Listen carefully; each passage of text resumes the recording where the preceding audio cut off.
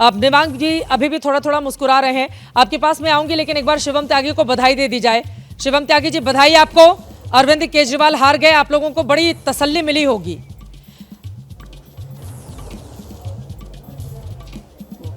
धन्यवाद चित्रा जी, आपको भी बहुत बहुत शुभकामनाएं और इस देश में जितने भी राष्ट्रवादी लोग हैं सभी को बहुत बहुत शुभकामनाएं, जो भारतीय जनता पार्टी की विचारधारा के साथ जुड़े हैं, चलते हैं और जिनको लगता था कि हम चीज़ें बदल सकते हैं, हमने चीज़ें बदल दी।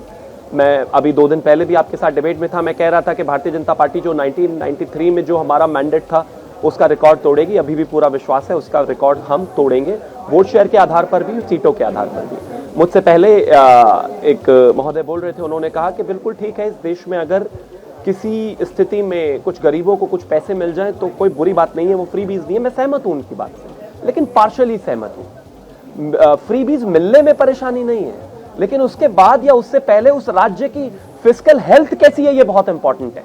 अभी पिछले दिनों नीति आयोग की एक रिपोर्ट आई थी, अगर आपने उसमें राज्यों के हालात देखे हो, आर्थिक हालात, तो मुझे लगता है आपको क्लैरिटी हो जाएगी कि वहां पर टॉप 12 जो राज्य है जितने, वो Bharatiya Janata party rule state है, जहां की जो हेल्थ है, जो फिस्कल हेल्थ है, वो बहुत बेहतर है। ये चीज होना बेहद आवश्यक है। जिस दिन उसमें बैलेंस करना सीख जाएंगी सरकारें, मैं मानता हूं सब कुछ जनता का ही है, जनता को मिलना चाहिए। अब आगे आता हूं, मैं मानता हूं कि कहीं ना कहीं जिस तरीके से आदरणीय प्रधानमंत्री जी के विजन के साथ दिल्ली की जनता ने वोट किया है, क्लैरिटी साफ है। इस देश में गारंटी एक ही चलती है, नेता और उनका विश्वास एक ही चलता है। और कहीं ना कहीं जो 10 साल जिस तरीके से कुशासन दिल्ली में रहा, उसके आधार पर जनता ने वोट किया। जनता को विश्वास था कि जिस तरीके से हमारी नीतियां और नियत और चीजें जो रही, और दिल्ली में ना होते हुए भी जो आदरणीय प्रधानमंत्री जी ने दिल्ली के लिए काम किया, चाहे वो